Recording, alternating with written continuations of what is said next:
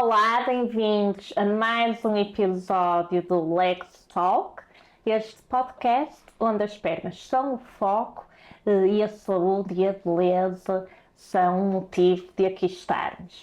Hoje eu tenho comigo uma grande amiga minha, já desde há 26 anos, Ana, que é a doutora Ana Moreira, é dermatologista, trabalhamos juntas na Alior Clinic e hoje vamos falar um bocadinho da pele, das pernas, dos cuidados que temos que ter. Já vamos contar tudo. Ana, obrigadíssima por estares aqui, teres aceito mais um desafio, depois das lives que fizemos na altura da pandemia, de várias iniciativas que temos feito juntas e agora vires aqui falar um bocadinho ao meu podcast. Obrigadíssima por teres vindo. O gosto é meu, efetivamente, aceitei prontamente, porque acho que se podemos transmitir boas informações, não é? Onde as pessoas podem ouvir e podem tirar, digamos, alguns ensinamentos, acho que é sempre muito útil e, portanto, aceitei prontamente. Claro, e este é mais um meio, de facto, de chegarmos, de fazermos chegar a informação além das portas da clínica. E nós estivemos a pensar um bocadinho o que é que havíamos de abordar neste primeiro episódio em que estamos juntas, porque há muito a falar sobre a pele das pernas. Mas com a aproximação do verão, das férias, a ida para a praia, nós decidimos abordar quais os cuidados, em que é que o verão, o tempo mais quente, o sol interfere com a pele das nossas pernas. Ana, tudo é assim muito diferente, há um grande impacto do calor e da praia nas nossas pernas. Efetivamente, o verão aproxima-se. Neste momento já fazemos os tratamentos muito a pensar no verão e pergunto sempre às minhas pacientes quando fazem as férias, em que período, para tentarmos otimizar os tratamentos antes ou depois. Eu também. E portanto, exatamente, já estamos nessa fase e se calhar já desde o mês passado estamos nessa fase, porque de facto o verão é aquele período que as pessoas se vão expor mais, vão estar mais no exterior e portanto é preciso pensar nisso, que é para os tratamentos não serem contraproducentes. De facto a pele sofre muitas variações, quer estejamos no inverno ou no verão. No inverno tem mais que ver com o frio que resseca a pele. No verão esse frio obviamente não se faz sentir, mas temos outras questões, nomeadamente o excesso de banhos, não é? Porque naquele período em que as pessoas fazem uma semana ou 10 dias e que estão mais expostas ao sol, o seu período mais estival, de férias, vão muitas vezes ao mar, à piscina e depois os banhos também são mais frequentes. É verdade. Não é? E nós sabemos que a água tem a capacidade de retirar gordura à pele, tira a camada mais lipofílica, mais exterior, e a pele seca por esse motivo, pelos banhos frequentes. Não é por acaso que, por exemplo, num doente com atopia, que já tem um defeito em termos de oleosidade da pele, isto é, tem uma pele seca, demasiado seca, nós aconselhamos poucos banhos e banhos curtos. Portanto, quando a pele está exposta a banhos, quer seja de mar, de piscina ou banhos ou de higiene, não é?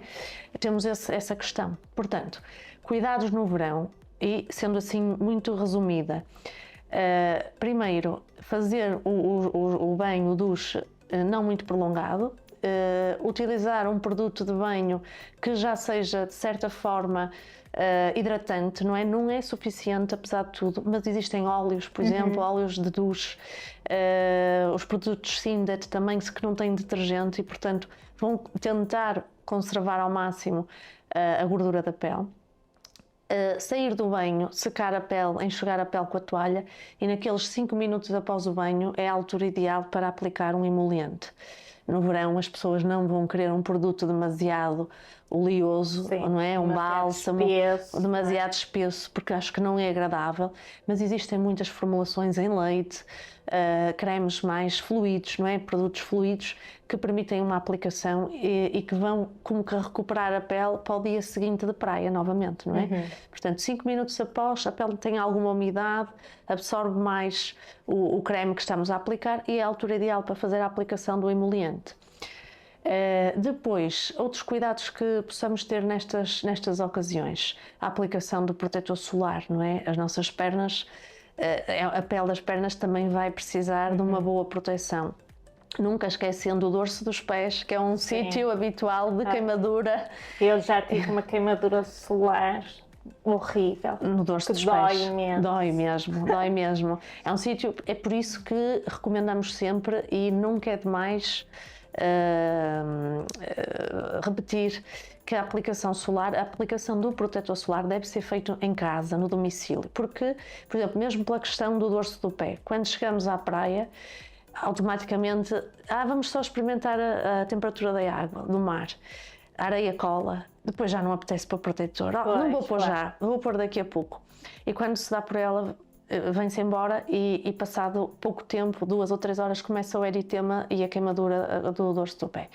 E isto também tem outra razão de ser, a aplicação em casa, antes de ir para a praia, porque o protetor demora cerca de 30 minutos a começar a atuar.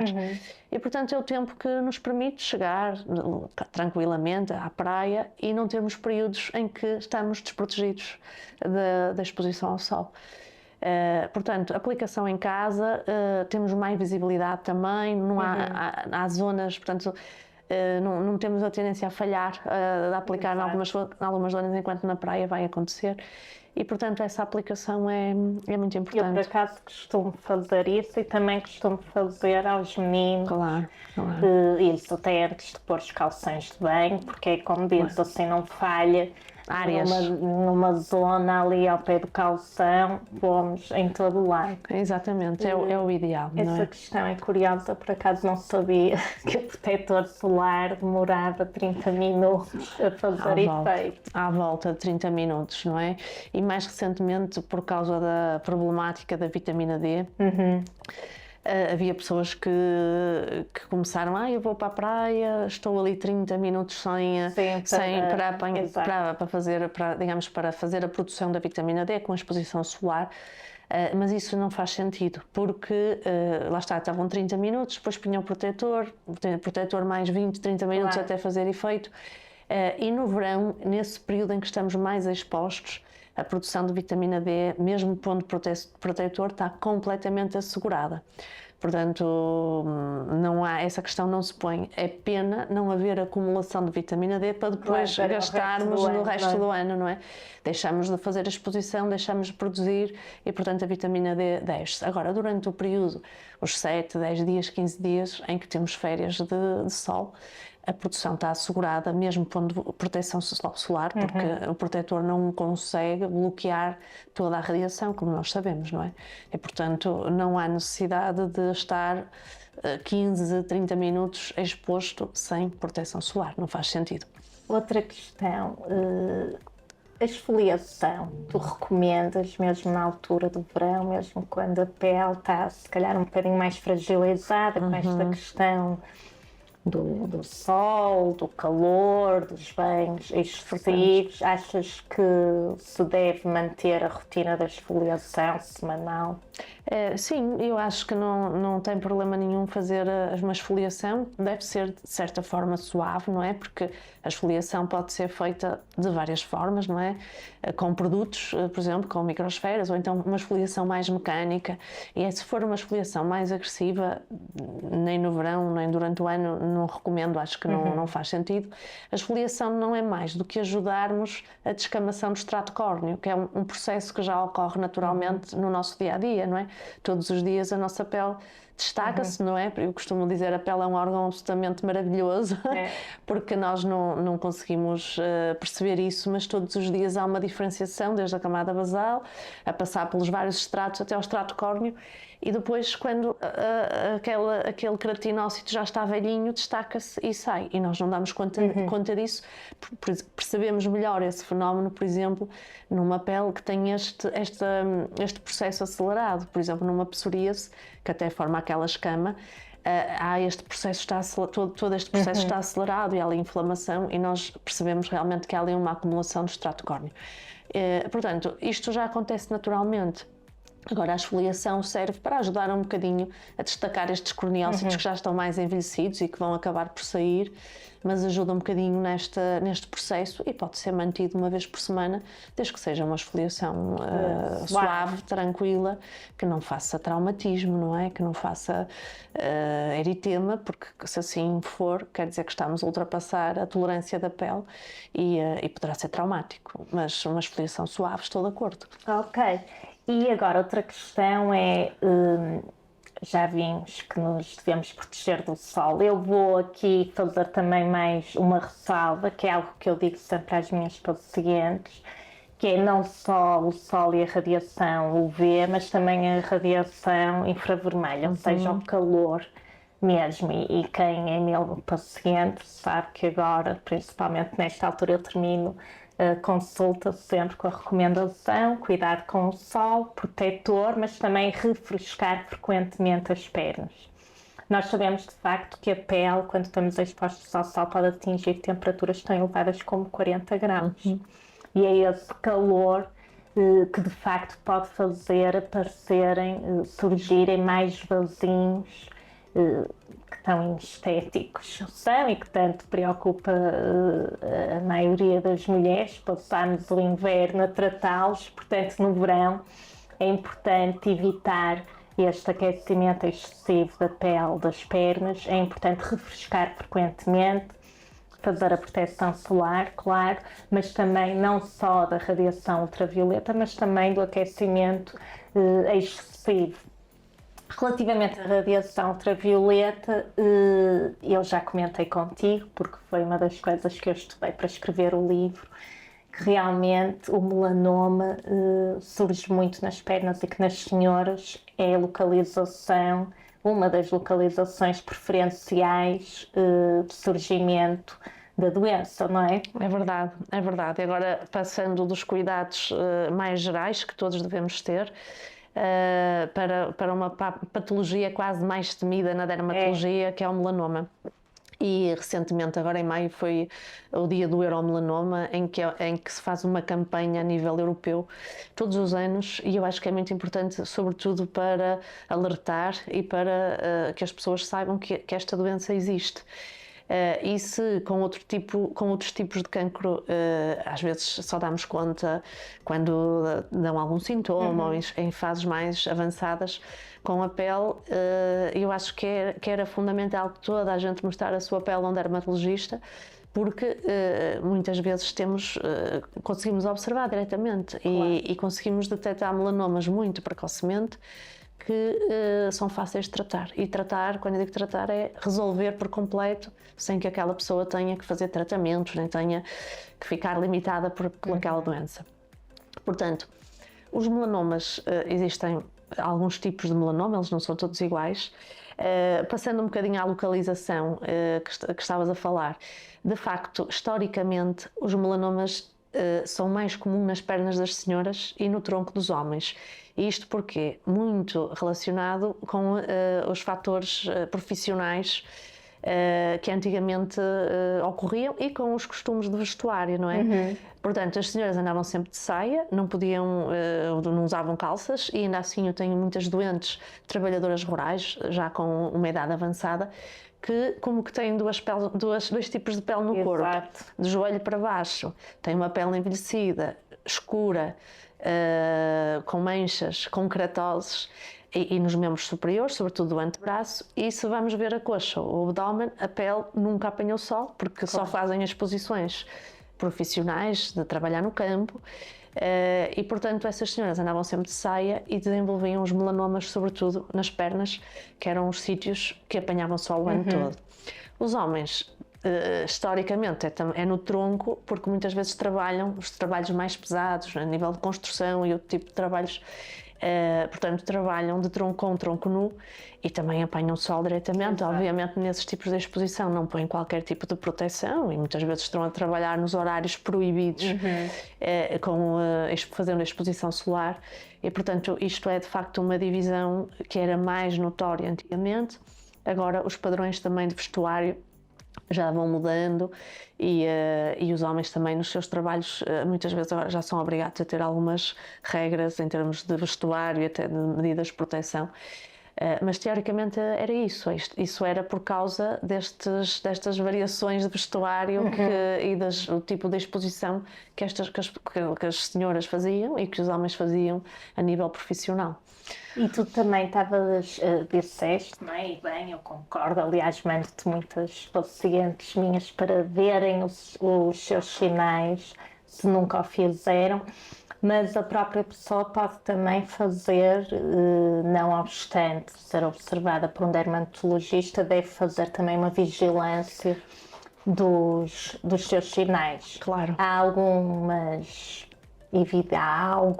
algum sinal nos sinais que devam estar atentas, alguma aparência mais peculiar, algo que possa chamar a atenção e que de facto exija uma observação mais célere pelo especialista. Certo. É muito importante isso porque acho que é uma mensagem muito forte que nós podemos transmitir e não nos devemos cansar de transmitir isso. É importante e nesses cuidados estávamos a falar de cuidados com a pele no verão, no início, voltando um bocadinho aí, que cuidados devemos ter? E esse é um cuidado que podemos acrescentar, isto é, as pessoas andam mais expostas no verão. Perder um minuto para olhar para as pernas, olhar entre os dedos dos pés, olhar nas plantas, não é? Olhar com um bocadinho de atenção.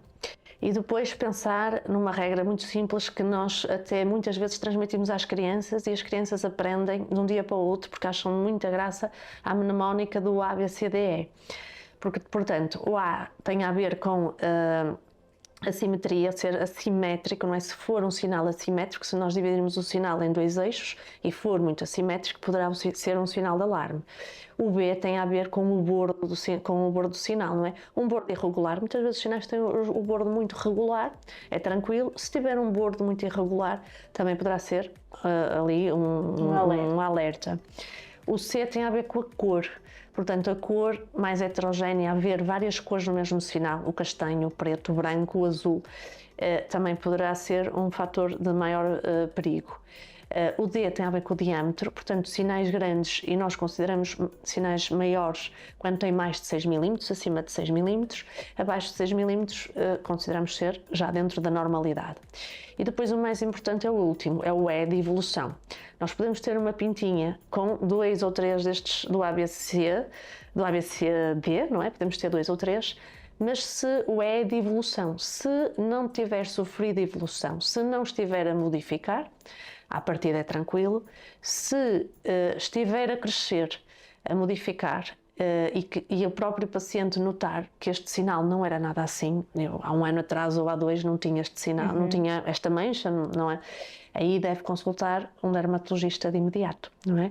Portanto, a regra ABCDE é importante na autovigilância para as pessoas terem uma noção se aquele sinal poderá ser ou não problemático. E às vezes os doentes têm dezenas de sinais, há pessoas que têm mais ou menos, também depende um bocadinho da parte genética e do fototipo.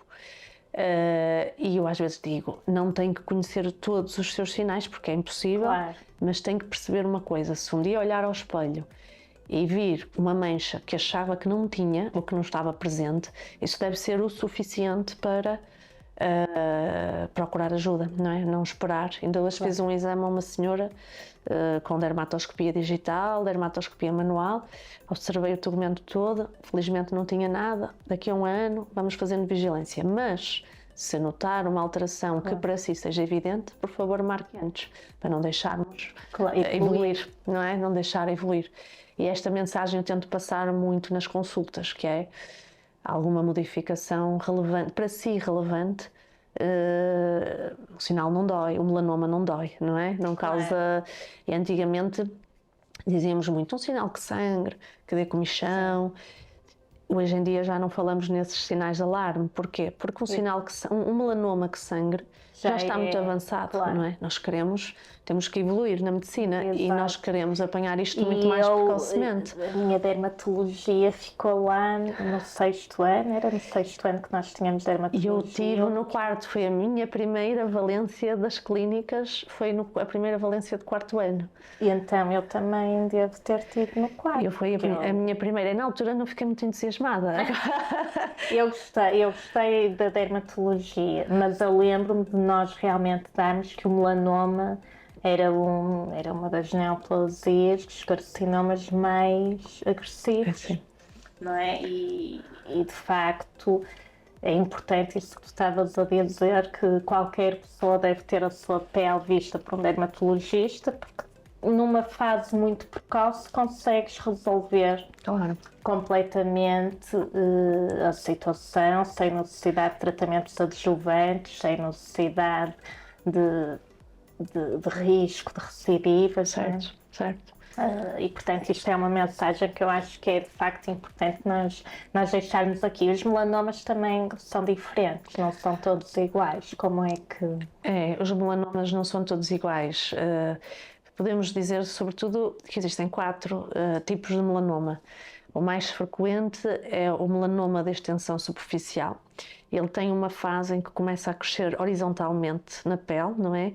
E não ultrapassa a membrana basal e, portanto, enquanto ele estiver nesta fase, se o removermos, fica tratado, não é? Portanto, ele tem uma fase de crescimento horizontal e depois, a certa altura, vai começar a invadir mais profundamente, com penetração a nível linfovascular e com potencial de metastização. Depois temos um outro tipo, que é o melanoma nodular. Este é mais agressivo, porque começa logo com crescimento vertical. Portanto, ele não tem esta fase de crescimento horizontal, começa logo a crescer verticalmente. Às vezes, lesões pequeninas, clinicamente, já têm uma espessura, que nós chamamos um índice de Breslow, que é determinado a nível histológico, já considerável. Depois temos um formato que é o acrolentiginoso, que é mais comum na raça negra, porque é o que aparece nas palmas e nas plantas, de uma maneira geral. E portanto, é um subtipo mais raro e a raça negra, as pessoas de raça negra, como têm as palmas e as plantas com menos melanina, ele acaba por ser o mais frequente na sua etnia.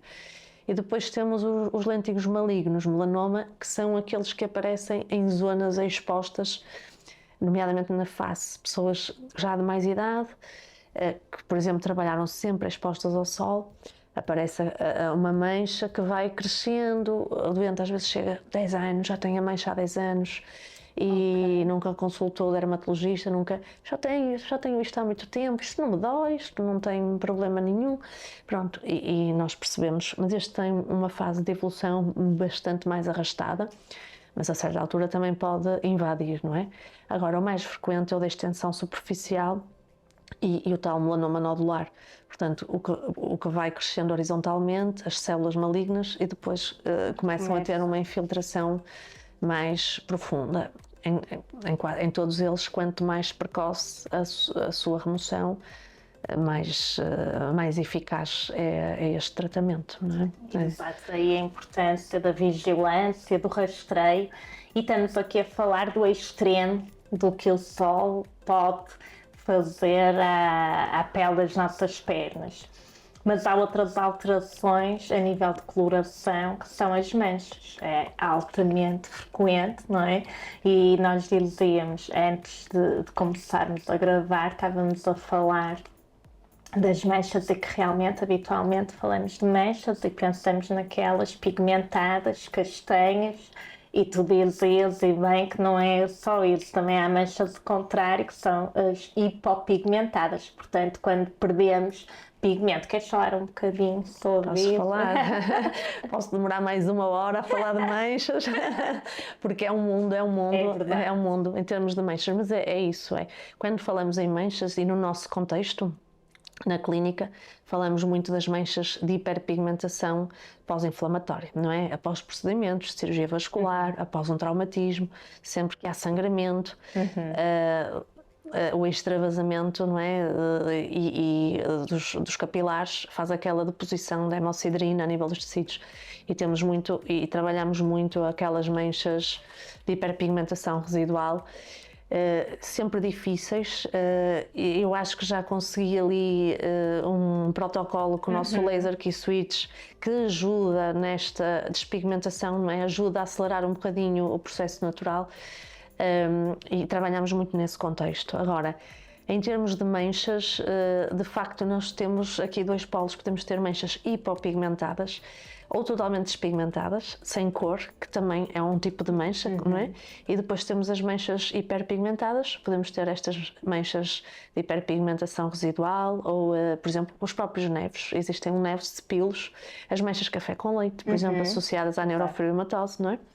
E, portanto, é importante perceber que tipo de mancha temos. Por exemplo, nas despigmentadas, estou a lembrar-me, por exemplo, dos vitílios, das manchas de vitílio, que são manchas completamente despigmentadas, em que o melanócito deixa de produzir melanina e, portanto, realmente a pele perde completamente a cor e fica uma mancha branca vitiligoide. Temos, por exemplo, as manchas brancas que nós chamamos de uma pitirias alba, que é quando a pele está tão seca, muitas vezes no inverno, dos doentes com atopia, a pele está tão seca que acaba por formar ali uma mancha. Aqui não é despigmentada, é hipopigmentada, mais clarinha. Às vezes também aparece nos braços, é comum nos braços porque forma aquela secura, origina ali como se fosse uma mancha no molar, e ali é só hidratar e corrigir. Existem, por exemplo, micoses fungoides hipopigmentadas, que é um tipo de linfoma cutâneo de células T,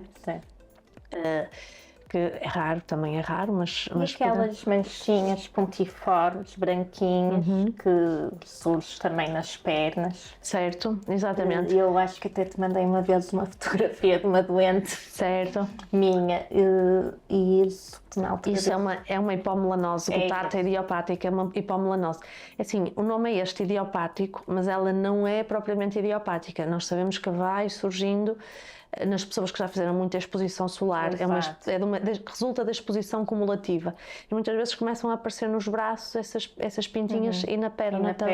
Cada verão que passa colecionam ali mais umas quantas. Não há forma de tratar isso. Não há forma de repigmentar, portanto passa muito por coloque protetor, reduz a exposição, tentar às vezes pôr um creme com ureia, mas a repigmentação é muito difícil. Eu até hoje ainda não conheci nenhum tratamento que pudesse repigmentar a hipomelanose gutata.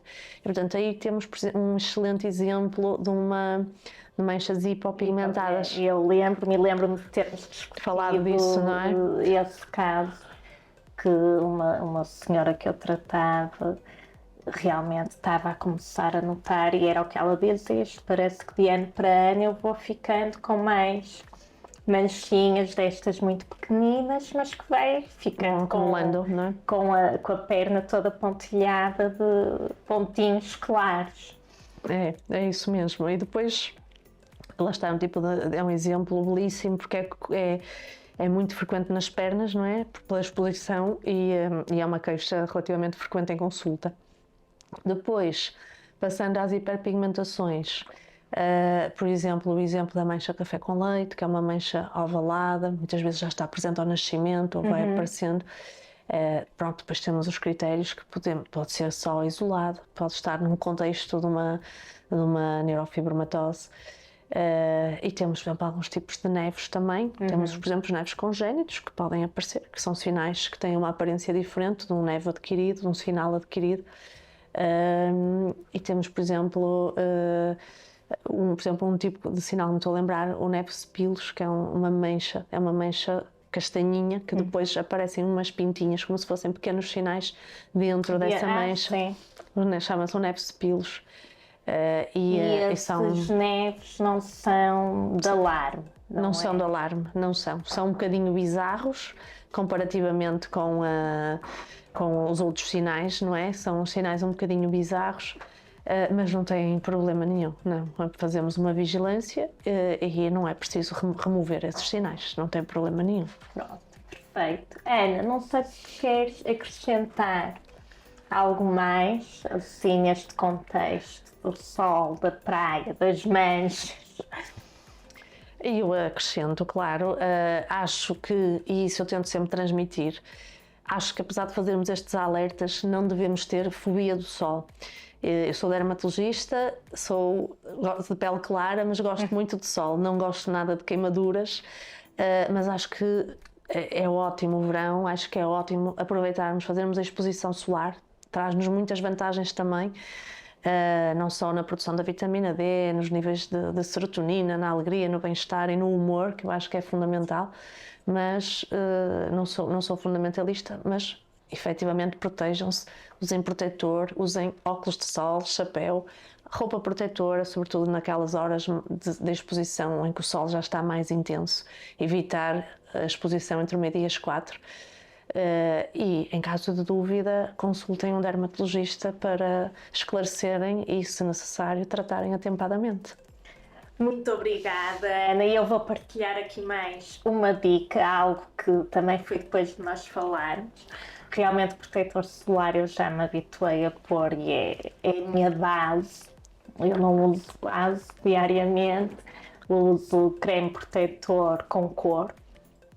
E outra coisa que eu me habituei agora foi andar com protetor solar no carro e que aplico religiosamente nas mãos, porque as mãos também são um local que ganham imensas manchinhas Muito. E, portanto, é algo que o envelhecimento da pele nas mãos começa a ser notório a partir de determinada idade. É uma zona que começa a dar sinais, é verdade. E está muito exposta, realmente, Sempre, quando sempre. nós É verão e inverno, sempre. Sempre. Portanto, eu habituei-me agora também, não só o protetor na cara, mas o protetor nas mãos também, sempre que entro no carro, coloco. E foi depois de uma conversa que nós tivemos também sobre estes cuidados com o sol.